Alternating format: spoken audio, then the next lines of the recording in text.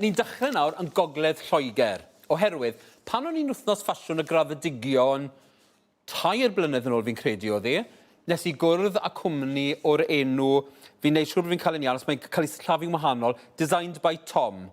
Tom O, maen nhw'n galw'r casgliad, merch ifanc o'r enw Catherine, oedd yn ailgreu dillad drwy ddefnyddio clitwaith, patchwork. A oedd hi dillad, a ni wedi cadw mewn cysylltiad. Fi'n gweld hi ar Instagram, ar cyfryngau cymdeithasol, a felly nes i gysylltu a'i gweud, ti'n mo'n danfon rhywbeth lawr fan hyn.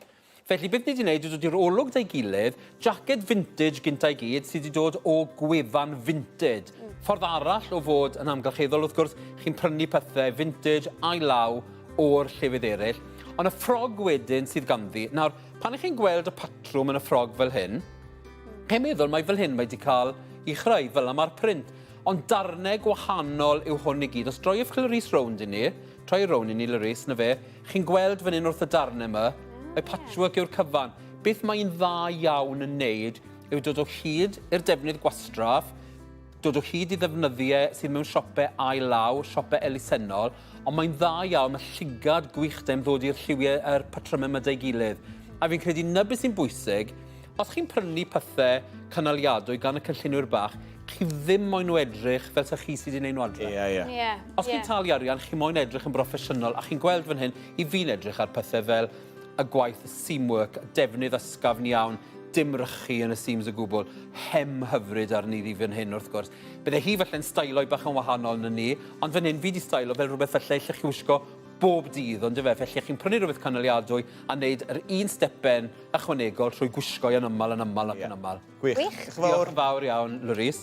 A nesa nawr, mae Dani Gabriela yn gwisgo yr un gynllunwraig unwaith eto. Chi'n gweld ar y sgrin, mae'n gweud Designed by Tom ar Instagram. Dilynwch y bobl yma, chi'n dod i nabod nhw, chi'n gallu negesio nhw, odi nhw'n mynd i ffito fi, gallwch chi ychwanegu at hwn. Maen nhw'n hapus iawn i weithio ar pethau ar eich cyfer chi hefyd.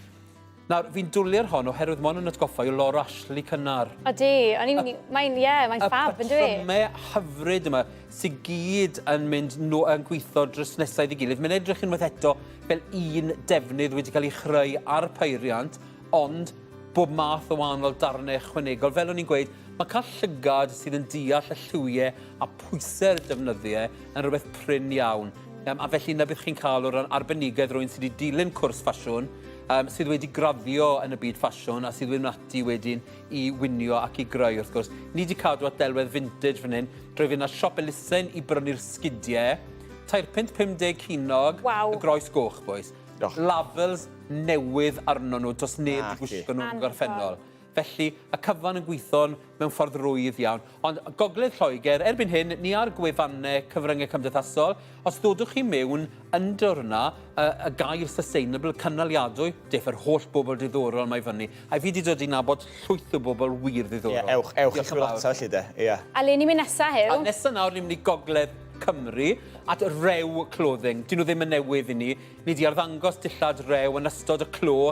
Ni wedi dod i nabod nhw, maen nhw'n danfon peth eto nhw. Mam a merch sydd yn rhedeg busnes, lle mae popeth yn cael ei greu yn Mhryden. Felly, maen nhw'n gwybod ble mae'r defnyddiau yn dod o. Mae'r defnyddiau, maen nhw wedi chwilo am y defnyddiau yn ofalus iawn i sicrhau bod bob un dim sy'n mynd mewn i'r defnyddiau yn dda i'r amgylchedd. Dyw ddim yn mynd i niweidio ddim byd. Maen nhw'n defnyddio wedyn y gwastraff ar gyfer y sgarffiau hynod diddorol maen nhw'n creu, a wedyn y gemwaith yma fan hyn. Mae'r darn ychwanegol, mae'n mynd fel gwerth celf am y gwdd fan hyn, a maen nhw'n gwerthu hwnna am ryw ugain punt oherwydd beth maen nhw'n defnyddio yw darnau bach gwastraff.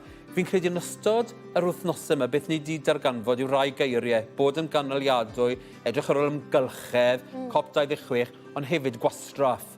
O'n i ddim yn sylweddoli pa mor wastraffus i ni fel cynllunwyr, ond hon yn bendant yn gweithio'n gryd. Tunics mawr, llac, cyffyrddus, berffaith ar gyfer y tywydd, a mae'r un yn y bermo gyda llaw.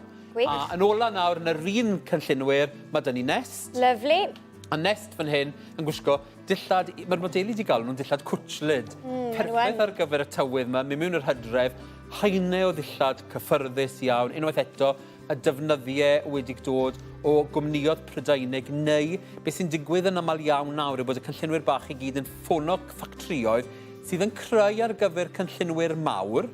Ac wrth gwrs, beth sy'n digwydd yw maen nhw'n falle'n cael rôl o filoedd o fedre o ddefnydd a maen nhw'n wneud y dillad yma, ac ar ddiwedd y rôl, mae ydych chi falle 20 medr ar ôl. Maen nhw'n gwerthu hwnna'n rhad ar darnau ychwanegol. A yna ffordd bwysig fi'n credu yw bod ni ddim yn gwastraffu'r defnyddiau yma, ond bod ni ddim hefyd yn teimlo'n aiog o wisgo rhywbeth cynaliadwy gyda rhywbeth i ni'n prynu ar y stryd fawr. Fi'n credu defnyddio reswm yw'r peth, pwyllo a meddwl beth chi'n dod i ddau gilydd.